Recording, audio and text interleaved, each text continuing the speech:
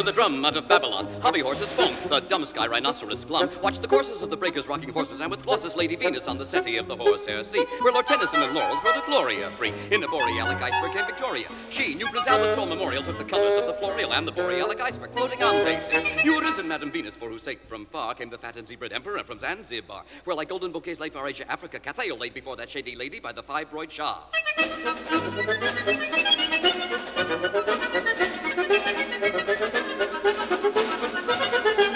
Captain Fracas, stout as any water bud, came stood with Sir Bacchus Mulvet, drinking the black-tarred grape's blood, hucked among the tartan leafage by the furry wind, whose grief edge could not wither like a squirrel with a gold star nut. Queen Victoria, sitting shocked upon the rocking horse of a waves into the laureate, this minx, of course, is as sharp as any lynx, and blacker deeper than the drinks, and quite as hot as any Hottentot without remorse. For the minx, said she, and the drinks you can see are hot as any Hottentot, and nothing was for me.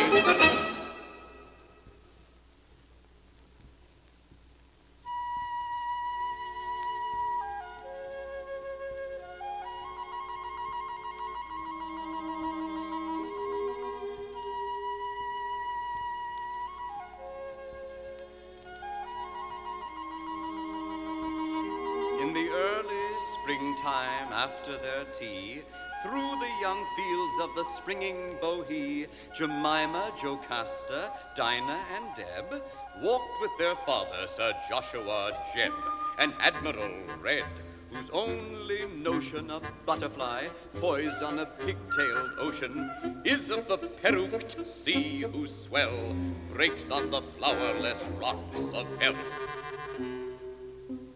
Under the thin trees, Deb and Dinah, Jemima, Jocasta walked, and finer their black hair seemed, flat sleek to see, than the young leaves of the springing Bohea. Their cheeks were like nutmeg flowers when swells the rain into foolish silver bells. They said if the door you would only slam, or if, Papa, you would once say damn, instead of merely roaring avast, or boldly invoking the nautical blast, we should now stand in the street of hell, watching siesta shutters that fell with a noise like amber softly sliding. Our moonlight glances through these gliding would see at her table, creamed and set, Myrrhina sitting at her toilette, with eyelids closed as soft as the breeze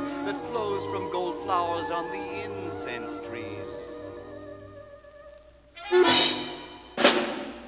The Admiral said you could never call. I assure you it would not do at all. She gets down from table without saying please, forgets her prayers and to cross her T's. In short, her scandalous reputation has shocked the whole of the hellish nation, and every turban chinoiserie with whom we should sit our black Bohea would stretch out her simian fingers thin to scratch you, my dears, like a mandolin. For hell is just as properly proper as Greenwich, or as Bath, or Joppa.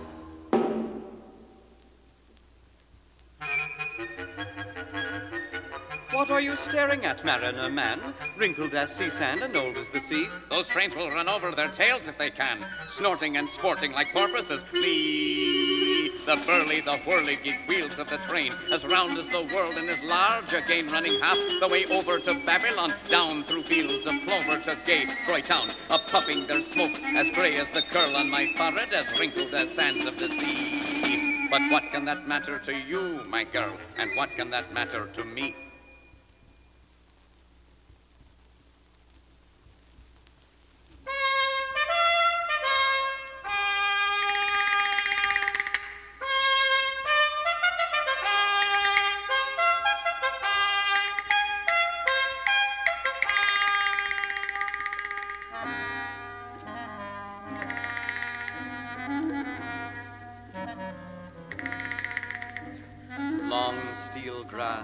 The white soldiers pass, the light is braying like an ass. See, the tall Spanish jade, with hair black as nightshade, worn as a cockade, flee. Her eyes gasconade, and her gowns parade, as stiff as a brigade. Tee.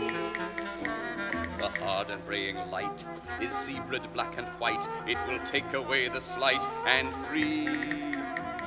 Tinge of the mouth organ sound, oyster stall notes oozing round her flounces as they sweep the ground. The trumpet and the drum and the martial cornet come to make the people dumb.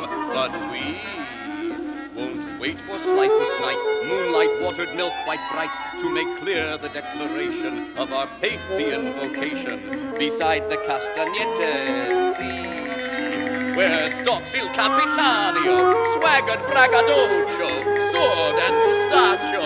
He's green as a casada, and his hair is an armada. To the jade, come kiss me harder, he called across the battlements as she heard our voices thin and shrill as the steely grasses thrill, or the sound of the onika when the polka has the pika in the palace of the Queen Chinese.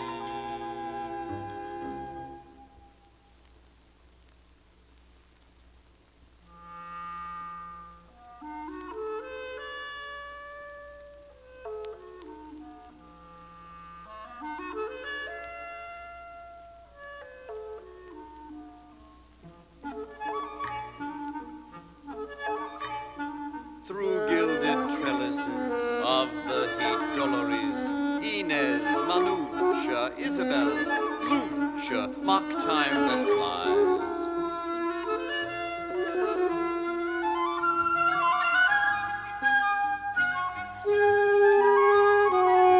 Lovely bird, will you stay and sing?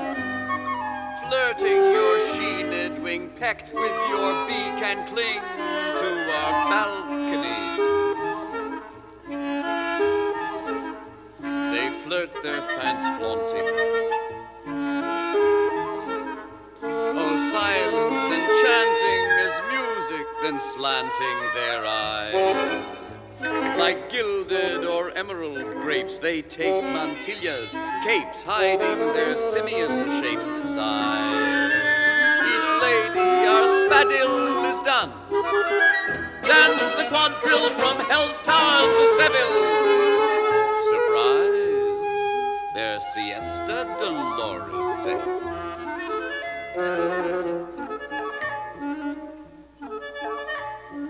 Through gilded trellises of the heat, spangles pelt down through the tangles of bellflowers. Each dangles her castagnettes. Shutters fall while the heat mutters, with sounds like a mandolin or tinkled tambourine.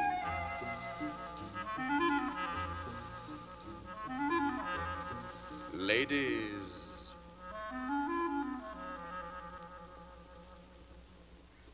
time dies.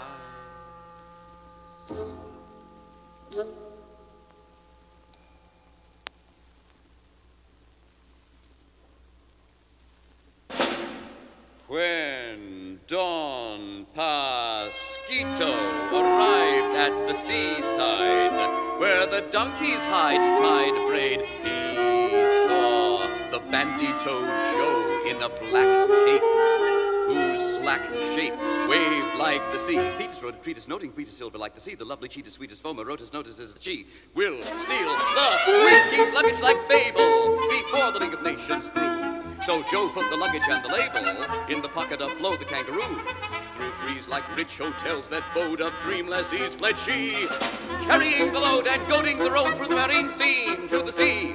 Don Pasquito, the road easy loping, with your luggage though heavy and large, you must follow and leave your moping, ride to my guidance and charge.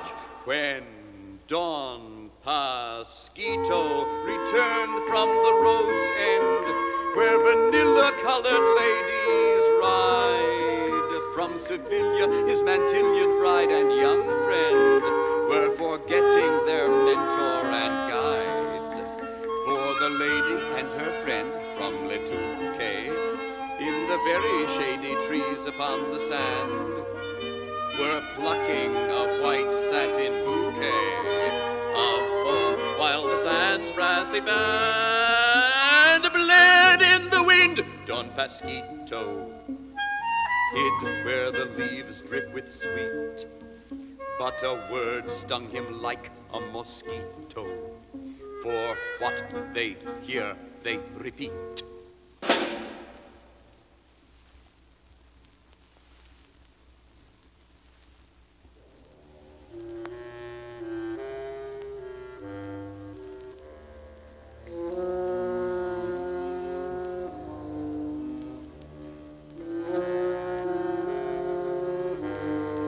Jumbo asleep, gray leaves thick-furred as his ears keep conversations blurred. Thicker than hide is the trumpeting water, Don Pasquito's bride and his youngest daughter watch the leaves elephantine gray. What is it grieves in the torrid day? Is it the animal world that snores, harsh and inimical in sleepy pores?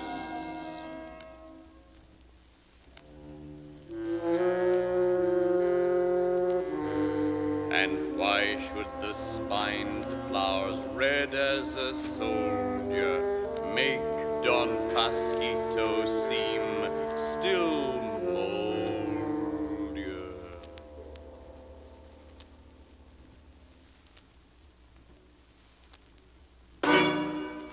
In a room of the palace, black Mrs. Behemoth gave way to wrath and the wildest malice.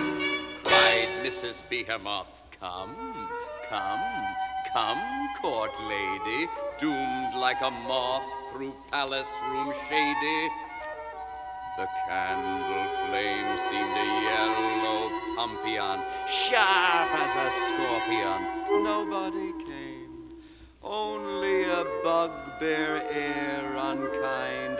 That Budford papoose, the young spring wind, blew out the candle. Where is it gone? To flat Coromandel rolling on.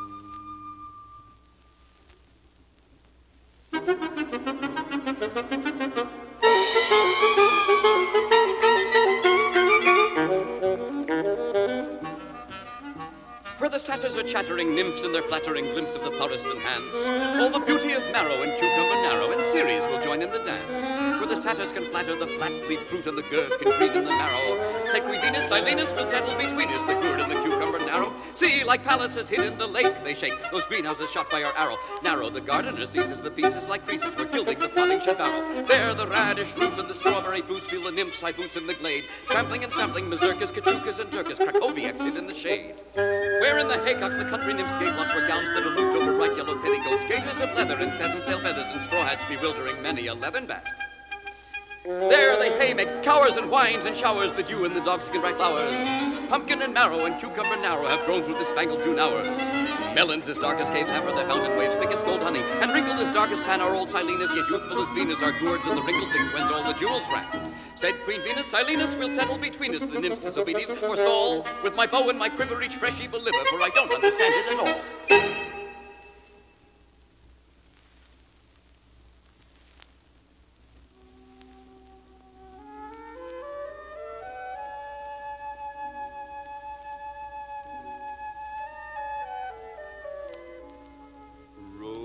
And Alice, oh, the pretty lassies with their mouths like a callus and their hair a golden palace, through my heart like a lovely wind they blow.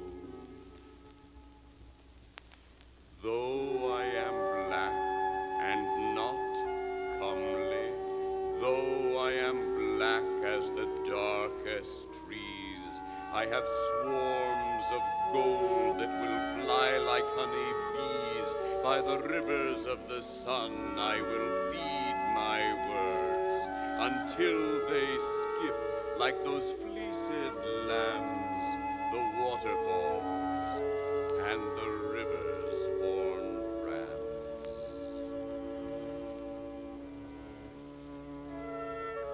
Then for all my darkness I of a lovely tree, a tree wherein the golden birds are singing in the darkest branches. Oh.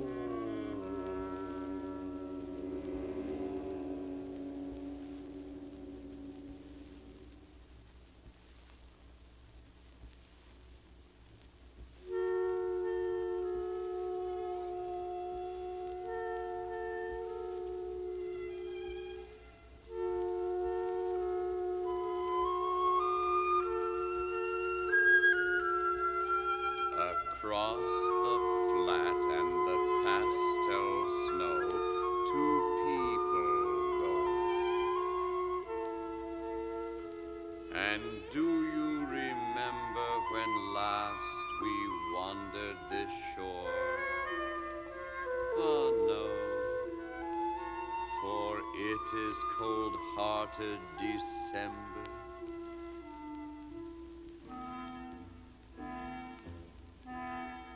Dead the leaves that like asses' ears hung on the trees when last we wandered and squandered joy here.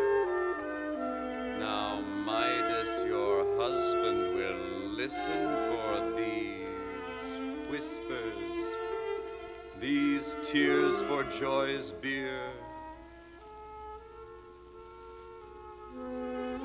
And as they walk, they seem tall pagodas, and all the ropes let down from the cloud ring the hard, cold bell buds upon the trees, codas of overtones, ecstasies grown for love's shroud.